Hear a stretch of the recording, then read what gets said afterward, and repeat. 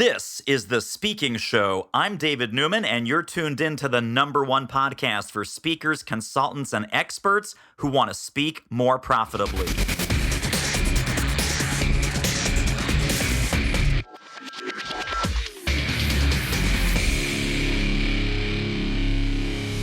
Welcome, welcome, welcome. I bet that you are interested in maximizing your results.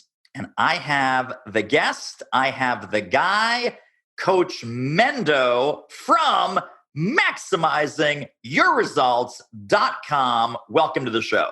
Thank you. It's a pleasure to be here with you. So you have quite a fascinating backstory, and I'd love to kind of hear your professional journey and all the stops along the way in your coaching career, and then we'll segue into what you're doing today and what's fun and what's next. Basically, the theme is an underdog. I started out as a player. In basketball. In basketball at the great height of 5'10", that huge size of 5'10". Had the opportunity to play in the European Pro League for 4 years. It was a fantastic experience. Then I started coaching my coaching career at Tennessee Temple University, where I was an assistant coach. We won 2 national championships. Then I got my first head coaching job in the Middle East, in Bahrain, in the Middle East, on that side of the world. We were there for 4 years in Bahrain and then 2 years in Kuwait. We were there during the Gulf War. We were there during the air campaign in February. So I have crazy stories and analogies because we were living amongst the culture, living amongst the people. But my whole goal was to get back to the States while my kids were still young and get them in an opportunity to really thrive in basketball. So I started to develop this business called Quick Handle Basketball. I wrote my first book. It's one of 4 books, not including my new book, Maximizing Your Results. And it was just to try to get possibly an interview or something to get in. I started showing coaches the information. They're like, "Coach, you got to get this published. This is awesome." So I started to develop this whole philosophy and system. And we started our camps 26 years ago. And we had, I think, 7 at our first camp. I would coach professionally, come home in the summer and start running my camps. And lo and behold, it just really started taking off because of the uniqueness of what I was teaching, which was ball handling, single-handed ball control, and these theories and philosophies that were not heard of at that time. We began developing, and then I got my first college head coaching job at Northwest University in Kirkland, Washington. So I ended up coaching there, and then I coached at Simpson University in California. Then I coached at Portland Community College in Portland. So total of 19 years as a head coach. I was 4 years as an athletic director during that time. But other than that, I've made my living to support my family as a player, as a basketball coach, and as a basketball trainer. That journey started to develop into realizing that people were coming not just because of the skill development, but because of the passion and igniting a fire under them and getting them really excited about their dreams and their goals. And really, I started resonating with that middle level player or lower level player. I got some of the really good ones, but most of them, they thought they were too good for our program, right? So these guys were just like, I have no confidence. I don't know how I can get to that top level to compete against those top dogs. And so then I come along with these strategies, philosophies, and all these things that continue to build like a pyramid, just like my basketball skill development was building. And I started to share them. And so pretty soon you start to see parents hanging around and people gathering. And so for 26 years, I've been speaking in a kind of like a seminar basis arena with youth, and parents were telling me all along, they go, "You could sell this, you could share this with businesses and other entities, more adult driven." And I was like, okay. And so then I sort of put my thoughts together about my journey and about what I was trying to do. We'll get into that a little bit more later. And so then that's when the book came, Maximizing Your Results. And so I'm in an interesting mode of trying to build my 3 businesses together, Quick Handle, MYR, I call it Maximizing Your Results, and NSA, Next Step Athletics, which is my nonprofit, and leverage all 3 of these It's been an interesting journey. It's been exciting. And I'm just patient. At first, I was troubled because I was going, I know I can outduel this speaker on stage. I know I've got more experiences, more terminologies, more inspirational, down-to-earth stories that would resonate with the folks more. And so I was like frustrated, just like I was as a player and as a coach. I was like, okay, they all counted me out. We'll just keep plugging away. We'll see what God has in mind. And we'll keep, staying fired up, keep building every day. And so that's where we are. Exciting journey. Wow. I want to go back because I think a lot of people in the business world, especially, we use the term coaching, we use the term mentoring, we use the term bringing other people along, we use the terms like increasing performance and increasing results. And everyone's using these coaching metaphors and even the sports metaphors. Here comes you. Yes. And you're like, well, no. I've done this for 26 years with real athletes, winning real games, improving real performance on the athletic field, on the basketball court. When you say I resonate with that kind of sort of mediocre-ish player or the player that's not living up to their full potential, man, isn't that all the rest of us? So when you were coaching and when you were coaxing and when you were mentoring and guiding these sort of mediocre players that either weren't aware of their greatness or weren't dedicating themselves to developing their greatness, what were some of the coaching keys that you used to unlock higher levels of mindset or performance or commitment from them to do better? First of all, as I look back, and even now, it's about setting the tone, setting the bar. It's a lot like how you operate. It's right now, these are our expectations. Now, you have to remember in sports, and I guess you would say like in speaking, no, I wouldn't feel that as much in the speaking world. There's massive pressure to win, pressure to keep a job. So every year I was in the Middle East, my contract came up, and I ended up with, one kid born when I was a player in Germany, my first, my second in Chattanooga, Tennessee, my third in Bahrain, and my fourth one here. I'm sick every spring thinking, are they going to renew my contract or whatever? So that's how the teams were that I coached.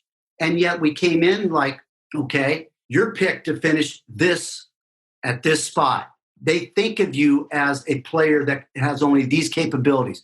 Well, here it is, folks. If you want to be around me, there's going to be heat because guess what? I believe so big in you that we're going to raise the bar. Raise the bar. Well, what is it that you want? They say, okay, I want to be a starter. And I look at them and I go, you want to be a starter? Really? No, you want to be an all-conference player. So I raise that bar. Oh, I want to be an all-conference player. No, you want to be all-state. Oh, well, we just want to win more games than we lose. No, we want to win the championship. So, for example, I had some experience now as a coach because we won 2 national Christian college championships in Tennessee Temple. So we go to Bahrain. I'm first-year coach. I'm the youngest guy there. I'm going against, former Division I guys, but I have this mentality. I said, oh no, we're competing against the big boys. And so we took this team and we got them up to the higher part of the top division. Well, all of a sudden I'm just sitting there and they go, oh, the director, president of the federation wants to talk to you. So why does he want to talk to me? Well, because he wants to interview you to be the national coach of Bahrain, to compete in the Asian Games, the Barcelona qualifier in Kobe, Japan. I go, I don't have that kind of experience. No, we like your enthusiasm, your energy, how you are tactfully superior in the way that and I was under good mentoring at Tennessee Temple. It was my former coach that I played for. And so I got selected as a national coach. Well, usually you only get selected 1 year. I got selected 2 years in a row. And that's not to boast or anything else, but it's just to say that I had that bar raised already in my head. And so that's what I do for players. And so over the years, I have seen teams under the gun manifest excellence and superior greatness that people are just looking at going, wait a second, how is this happening? I'm saying you go after that top dog. And let me tell you something.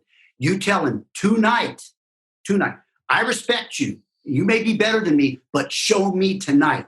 And I get these guys from, different angles so fired up about this challenge to say, I'm going to show you that when you get that player spinning their head and they don't know what's going on, where'd that come from?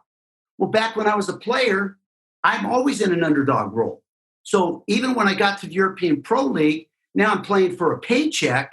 I'm going against other Americans on the team that are, 6'5", 6'4", 6'3", more athletic. And they're talking to me right at the jump ball before the jump even starts. They go, I got something for you. You're going to get this tonight, boy. You're going to get it. And I'm like, I'm going to get what? I said, we're just here to feed our families. Why are you trying to? I guess you don't know what's inside of me.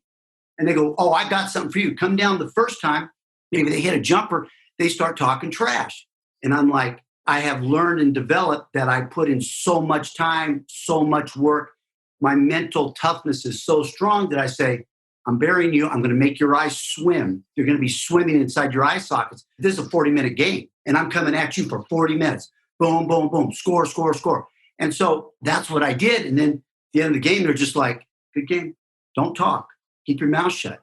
And so that kind of mental energy has led me down crazy roads of the way I train, running a 50-mile ultra run, still working out with 8 knee operation, these kind of things. But I want to transfer that mindset to others, to adults, to different groups, youth groups and corporations and different businesses. And I have been getting those opportunities. It'll build and take those same kind of principles and relate them to these different entities that I'm in front of. When they start to hear me break it down, they're going to go, oh, I never heard of that principle, the cement mindset. What is that? I start to explain it. I start to explain what being a pressure clutch performer is. I start to explain these kind of things, and it starts to develop a warrior mentality to say, you know what? I'm going to go for it, and I'm going to fight to cross the finish line, win or lose, to give it everything I got. And as I look at folks, I can look at them and I can almost, because I study body language and I can read people and stuff, I'd like, that person's 70% maximized. Not potential, but where you are right now. Or this is 80 or 60.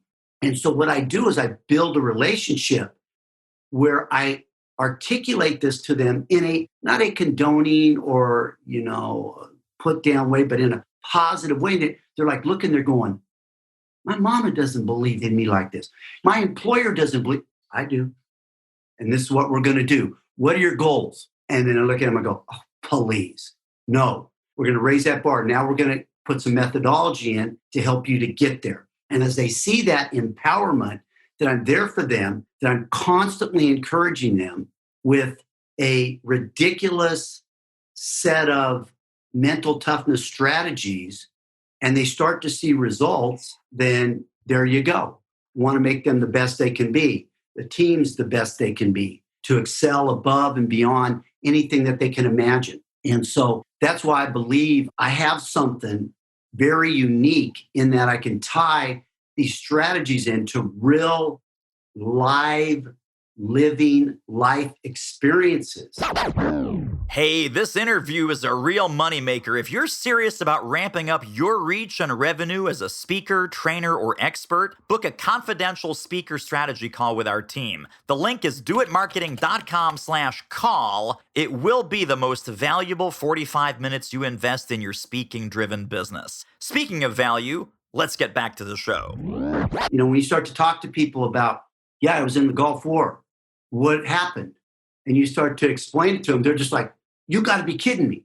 I just went to India last year for 3.5 weeks.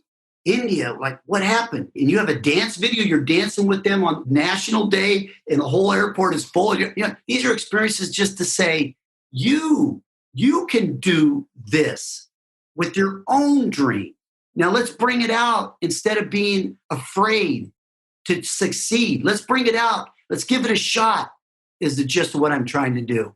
Yeah, that's so powerful. I mean, I love everything that you said. And as you were talking, I was mapping this to really every good leadership skill and, in my opinion, every good sales skill, because what you're talking about is their belief system, their level of confidence, their level of certainty that they have what it takes. Raising the bar is getting them focused on bigger goals, better goals, goals that they think, oh, that's going to be years away. No, it's months away. Oh, that's going to be months away. No, it's weeks away, right? So shortening the path and accelerating the speed to which they get to these big achievements or these big milestones in their business. And I think this has a direct connection to leadership, direct connection to sales, direct connection to anyone who's looking to enhance their performance. And like you said, it's not about physical ability. You said, hey, I'm all of 5'10". Yes. It's not about your DNA or your height. It's about how certain are you that you can get to that goal? What's your belief system? What's your confidence level? What's your capacity for growth and change? And man, this is the stuff that is the difference between those mediocre players staying mediocre, being able to beat people who might otherwise say, well, no, you can't possibly beat that guy. Just watch me. Right. And then you think of the coach. And this is where I'm thinking there's something different here. The coach that's got a belly as big as a watermelon, he's got his whistle and he goes, you need to be in shape. You need to be conditioned because, I played on the B team in the 8th grade. Boy, I was really good. But, you got to be disciplined. And the players are looking at him going, are you kidding me? Look at you as an example. So when I come to them, I try to say, if you're looking at monetary examples, okay, no, that's fine. Maybe I don't win there, even though I've made millions off of doing this. Look at what I've been able to accomplish because of the 60-40 principle. 60 skill, 40 mental. We can't just give raw stuff to them. We've got to show them by example. We have to get them to see the vision, and then we have to give them the tools of visualizing, of breathing, of meditating, of marinating in their success. And so you develop that plan, whether it's structured or unstructured. And I realized that that's what I was doing. Could you imagine from the 4th grade on, I was dreaming that I was going to be on the top of platform in Reno, Nevada as one of the top elite high school players. From 4th grade on to being a senior, I never told one person, David, not one person. You know why? Because I was embarrassed. But guess what I was doing? Unstructured visualizing when I was playing, when I was listening to music, when I was sitting there in the classroom. That's why, even though I've got degrees and all that stuff now, it was like, I wasn't listening. I was off into something else. When I was at a social gathering, it was like, I'm thinking about hoops and, they're talking about something. I'm not even with them because I'm in this fantasy world. I'm waking up at nights and I've got tears in my eyes because I woke up and I saw myself there. And if I were to tell people, they would have laughed. That's why I always say, if your dream doesn't make 8 out of 10 people kind of laugh inside going, oh yeah, you could do it, then it's not a dream. It's just a goal, right? It's not big enough. But if 8 out of 10 are kind of like, yeah, whatever, maybe 2 go, I know you can do it, which I'll be one of them. Now you're on the right track because you have God-given, ordained dreams that are unique to you. Not to me, to you, but they stay hidden inside. We don't bring them out. And so I want to partner audiences, groups, people, whatever, to get them to understand this and to help them, to bring value to them, real inspirational value that, losing weight is a great example. I got a whole program on this that people would go, wait a second, I never heard of this. It's a mental program, right? It's thinking through the long-term game. So I had somebody come to me, they go, oh, I kept my app. I've been keeping my app for 8 months and logging all my calories and stuff. And I said, I'll see you in a year. I want to see that you're doing this in a year because I've done it for 30 years. I've logged every single day, every workout that I've done for 30 years. Why? Because I faced a crisis after I played in Europe. I was kind of depressed, because I was playing for a paycheck and I really thought I could keep playing. But now I had a family to support. So I wasn't working out. My wife was encouraging me. She was a professional aerobic instructor at the time. We were in Bahrain. And I have this all in my book. And she goes, you want to come work out? And I go, no, I got, blah, blah, blah. And she goes, you know what? I've got to just tell you right now, I am so sick and tired of your excuses for your baby syndrome. You need to get over it. You know what? You're done playing. It's over. Get over it. If you don't want to run with your kids on the beach, that's your issue. You can sit here and feel sorry for yourself. But you know what? I don't want to hear it anymore. I'm not going to ask you anymore. And I'm out of here. And she slammed the door. And I was just like, well, you get, and I started going, oh my goodness, she's right. And that day was the change that I made from a physical, mental, spiritual point of view at that point where I was at, that I've kept now for all of these years. I've sustained. So it's not only trying to get somewhere, but it's the sustaining power of, not just coaching 2 years, but coaching 19 years. Now running a business for 3 years, but 26 years. This kind of sustainability. So try to incorporate that value into folks. And it's amazing the results to see. And I can give just hundreds of examples of people that are going, I got it. I caught on to it. And they bit hard into the concepts. And the results were staggering. And not just that, it was sustainable. I've got guys playing in the NBA that have been under me. I've got guys playing in the European Pro League that have been under me. I got great high school players. I've got great fathers and wives. I'll get an email that, whatever, from a parent or whatever. And it's like, you gave that message in 1999 and it changed my life. And I'm like, okay, I don't even know what that message was. And these things come all the time. They're going, and because of that, I'm doing this. And I'm like, that's it. It's not just a fluffy, flowery message, feel good, tickle your spine message. It's something that's got backbone to it that when you walk out after I speak, you're going, not only can he speak, but he got me right in the heart in a good way, not in a bad way, in a good way to go, man, I've been minimizing my thought process, how I view myself. I'm a special, unique creature that God has created for greatness. You know what? I'm going to do something about that. There you go. Yeah. Well, I know you made mention of this together with your other businesses, but I want to talk more about NSA. Yes. Not the National Speakers Association as the NSA that some people might know, right? But Next Step Athletics. Talk about doing hard things. Talk about transferring beliefs and certainty and potential. Yes. Talk about how that started, why that started, and where that is today. Yeah, it was the same as Quick Handle. People were telling me, don't run camps because you're competing against the major professional teams and the colleges, and who are you? And so we did that. And then Next Step Athletics, I was always thinking, okay, I never went to a basketball camp my entire life. My dad came from the old country. I'm a first-generation immigrant son. He said, I don't have no money. I got the $5. I got nothing. I give you backboard outside. I give you ball. I give you lights. That's all I can do, son. I love you. I put another fence up. I help. God, I have nothing. It's okay. I couldn't go to camp. No money. Low income.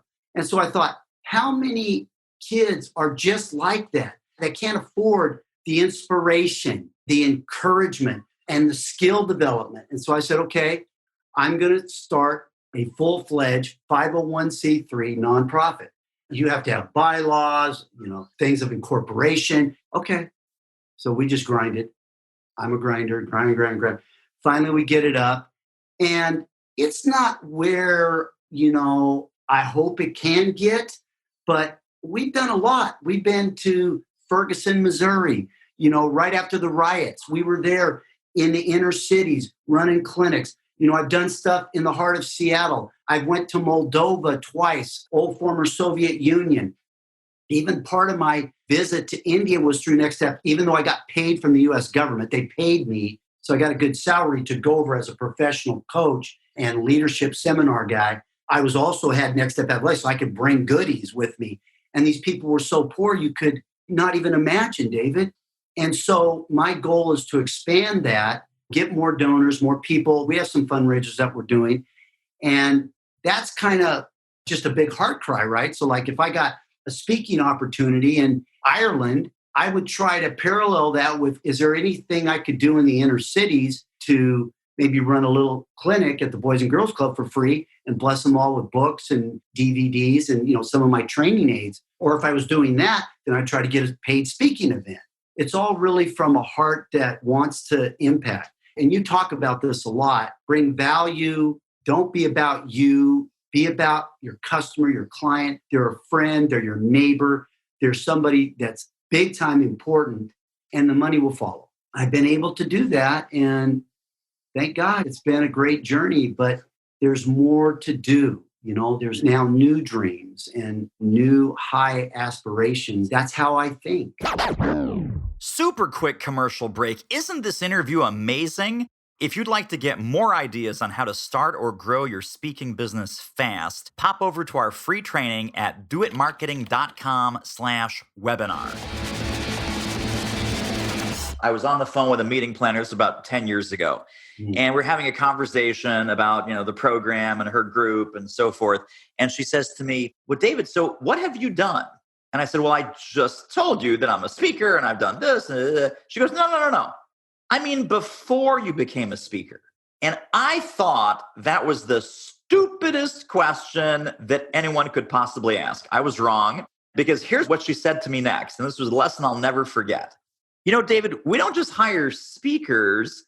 We hire people who have done things. And I was like, ouch. Ooh, people who have done things.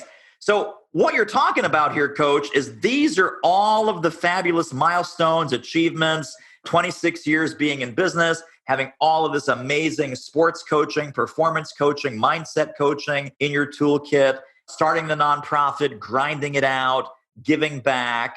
So when people look at you, it's like, oh, same thing with basketball, same thing with anything. Yes. It's not like, oh, are you 5'10"? Well, yeah, in a way you're 5'10", right? You and I are not Tony Robbins yet, right. But man, you've done things. You've done things and you continue to do things. Yeah. And that's what people want.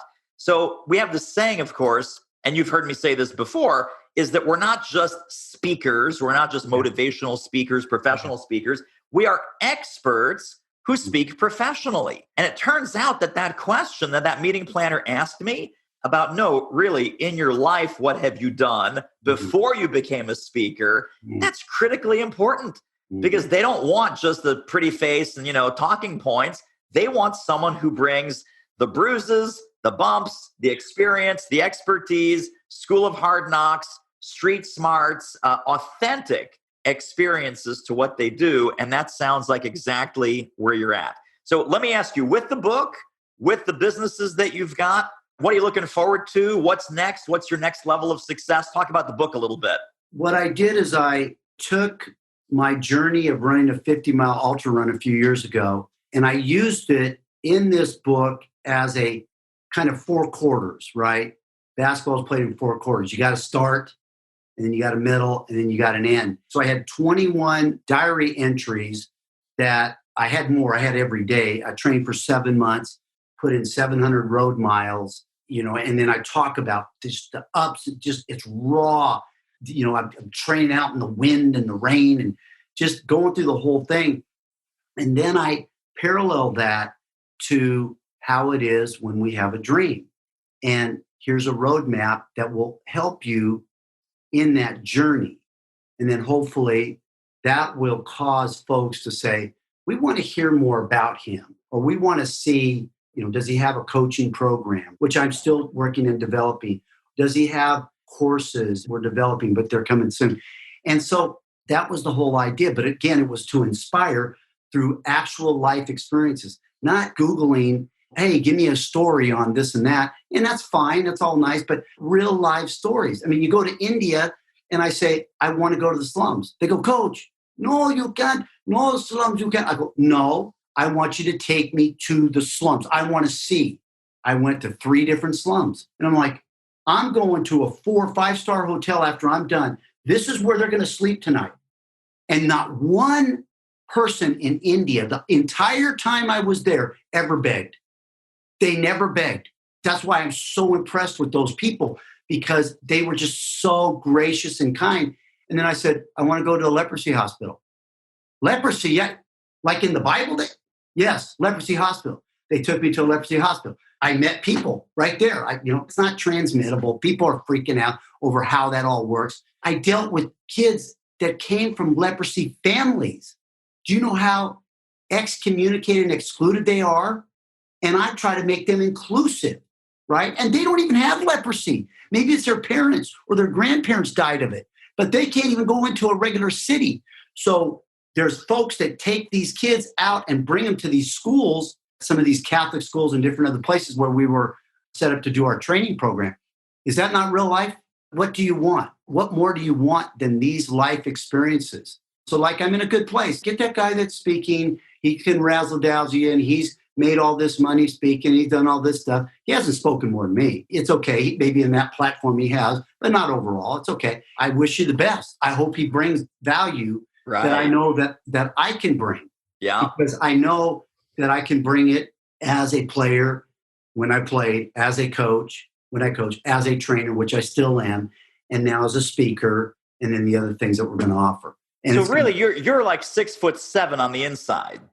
I mean, yeah, I kind of am. And I think it brings me a lot of misery at the same time because I can't get through that because it's just paining me in the same way until I see that blossom and that seed, blossom. And, it's like when I was a coach, it was weird, David, because I never wanted to be an NBA coach. I just wanted to be a really great small college coach, which God allowed me to do. And I was that. All of those things happened. And then as a basketball trainer, it's like, okay, I probably am one of the top basketball trainers in the world. I probably have run more basketball clinics or camps than anyone in the world.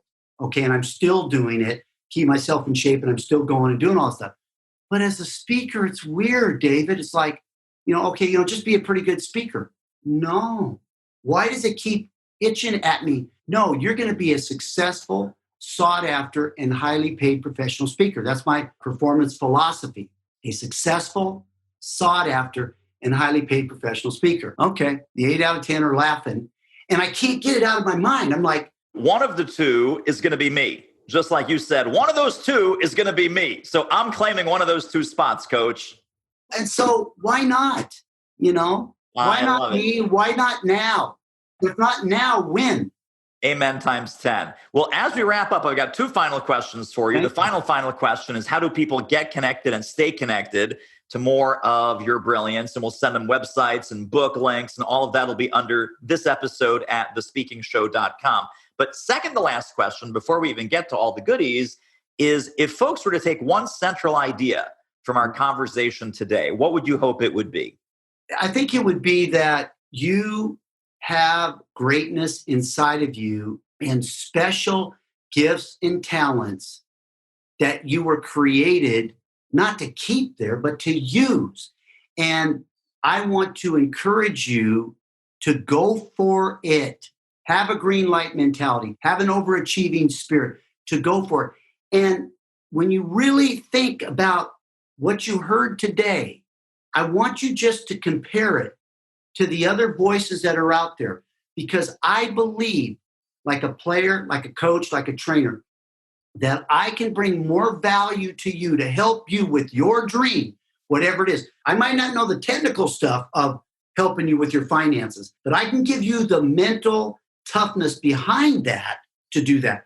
And I just ask that you would consider that as you think about maximizing your results, Coach Mendo, and what I can bring to you, your company, your organization, your team, whatever. Love it. Now, resources, links, books, websites. Where can we send people to get connected and stay connected to more Coach Mendo brilliance? We have our website, maximizingyourresults.com. We have my other website, quickhandle.com, and then nextstepathletics.com. If you want to email me personally, you can at coachmendo@maximizingyourresults.com.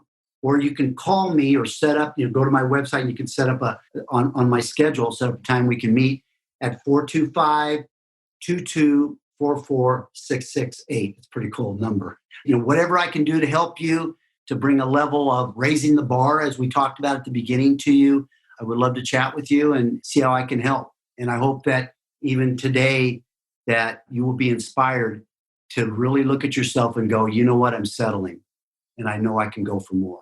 And coach has really inspired me to attack, be on the offensive. That's it. What a great place to end. Thank you, Coach. I appreciate you. Tremendous having you on. Thank you so much. Well, that wraps up another episode of The Speaking Show. Hey, tell you what, if you like us, rate us and review us on iTunes. Subscribe. Tell a friend. Go grab the notes and downloads and extras at thespeakingshow.com. See you next time.